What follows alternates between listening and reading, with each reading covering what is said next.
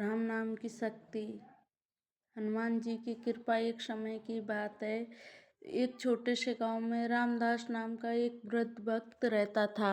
उसका जीवन अत्यंत सरल था, लेकिन उसकी सबसे बड़ी पूंजी थी राम नाम का निरंतर जाप। वह हर क्षण राम राम राम में ही लीन रहता था, मानो संसार से उसका कोई संबंध ही ना हो। गांव के लोग अक्सर कहते, रामदास तो इस संसार में रहते हुए भी कहीं और ही रहता है। लेकिन रामदास के चेहरे की शांति और संतोष देखकर हर कोई मन ही मन उसे प्रणाम करता। एक दिन शनिदेव का प्रभाव उस क्षेत्र पर पड़ने वाला था। ज्योतिषियों ने चेतावनी दी कि यह समय कष्टदायक होगा, रोग दुख और संकट बढ़ेंगे। पूरे गांव में भय का वातावरण छा गया। लोग उपाय करने लगे, पूजा पाठ करने लगे, लेकिन रामदास अपने पुराने भाव में ही मगन रहा, बस राम नाम का जाप। जब शनिदेव उस गांव में पहुंचे तो उन्होंने देखा कि हर कोई भयभीत है, लेकिन एक व्यक्ति बिल्कुल निडर बैठा है, आंखें बंद, चेहरे पर मुस्कान, होठों पर राम नाम का नाम। शनिदेव ने सोचा, देखते हैं इस पर मेरा प्रभाव क्यों नहीं पड़ रहा। वे रामदास के पास पहुंचे, लेकिन जैसे ही उन्होंने उसे स्पर्श करना चाहा, एक अदृश्य शक्ति ने उन्हें रोक दिया।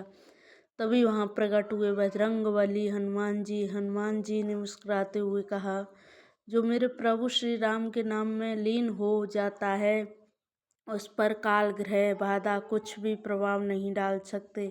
शनिदेव ने नम्र होकर कहा, प्रभु मैं तो नियम से अपना कार्य कर रहा था, लेकिन इस भक्त के पास आते ही मेरी शक्ति समाप्त हो गई। हनुमान जी ने अपनी पूंछ को धीरे से फैलाया और शनिदेव को उसमें लपेट लिया। शनिदेव उस दिव्य बंधन में बंधकर शांत हो गए। फिर हनुमान जी बोले, जब तक यह भक्त राम नाम में लीन है, तब तक तुम इसे स्पर्श भी नहीं कर सकते। कुछ समय बाद हनुमान जी ने शनिदेव को मुक्त किया। शनिदेव ने हाथ जोड़कर प्रणाम किया और वचन दिया, जो भी सच्चे मन से राम नाम का जाप करेगा और हनुमान जी की भक्ति करेगा, उसे मैं कभी कष्ट नहीं दूंगा। उस दिन के बाद गांव के लोगों ने समझ लिया कि सबसे बड़ा उपाय कोई बाहरी साधन नहीं, बल्कि राम नाम में सच्ची श्रद्धा है। राम नाम में लीन जो उसे ना व्यापे काल, पूछे लपेटी शनि को हनुमत किया निहाल। जो सच्चे भाव से भगवान नाम लेता है, उसके भय ग्रह दोष और संकट अपना प्रभाव खो देते हैं। भक्ति ही सबसे बड़ी परीक्षा है। आज की रोचक कहानी, कावेरी नदी। कावेरी नदी की कहानी है भारतीय पौराणिक कथाओं में बहुत ही रोचक है। यह कहानी न केवल भक्ति और समर्पण को दर्शाती, बल्कि यह बताती है कि कैसे एक व्यक्ति का दृढ़ संकल्प जन कल्याण का कारण बनता है।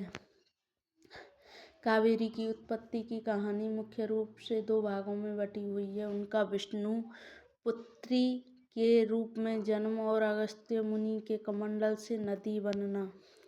पौराणिक कथाओं के अनुसार ब्रह्मदेव की एक मानस पुत्री थी, जिनका नाम विस्मया था। उन्होंने भगवान विष्णु की कठोर तपस्या की ताकि वे उनके चरणों की सेवा कर सकें।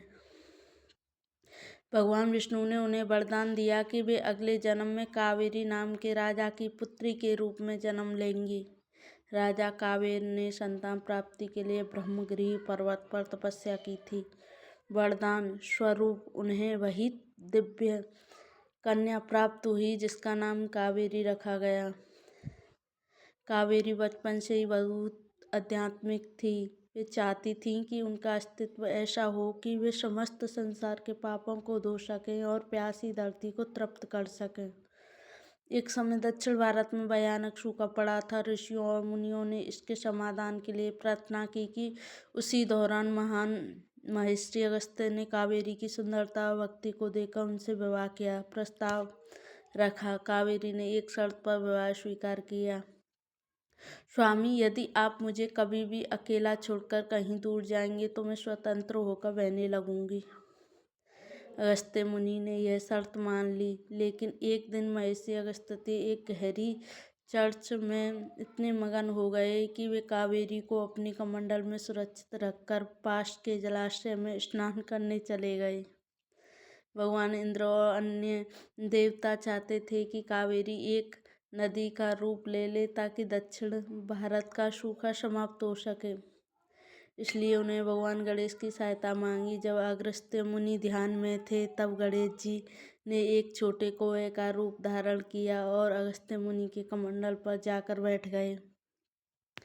जब अगस्त्य मुनि ने कौवे को हटाने के लिए हाथ हिलाया तो कौवे ने चतुराई से कमंडल को पलट दिया।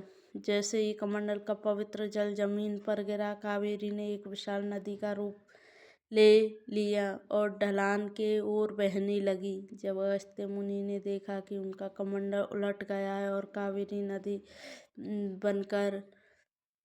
नदी बनकर बह रही है तो वे क्रोधित हो गए और कौवे के पीछे भागे। तब गणेश जी ने अपने असली रूप में दर्शन दिया और समझाया कि यह सब लोक कल्याण के लिए हुआ है। कावेरी ने अपनी शर्त याद दिलाई कि उन्हें अकेला छोड़ा गया था, तो इसलिए अब वे नदी के रूप में जन जन को प्यास बुझाएंगे। अगस्त्य मुनि ने इसे ईश्वर की इच्छा मानकर स्वीकार कर लिया। कावेरी का महत्व। आज भी कर्नाटक के कोडागु जिले में ताल कावेरी नाम का स्थान है जहाँ से यह नदी निकलती है। हर साल अक्टूबर के महीने में यहाँ तुला संक्रमण का त्योहार मनाया जाता है। माना जाता है कि इस दिन एक निश्चित समय पर कुंड में पानी अचानक ऊपर की ओर उछलता है, जिसे देवी कावेरी का साक्षात प्रगट्य माना जाता है। कावेरी को दक्षिण भारत में वही सम्मान प्राप्त है जो उत्तर भारत में गंगा को है। एक दिलचस्प बात, कावेरी नदी के किनारे ही प्रसिद्ध श्री रंगम मंदिर है, भगवान विष्णु का निवास स्थित है, जिससे उनकी वह इच्छा भी पूरी हुई कि वे सदैव भगवान के चरणों के पास रहें। ओम शांति।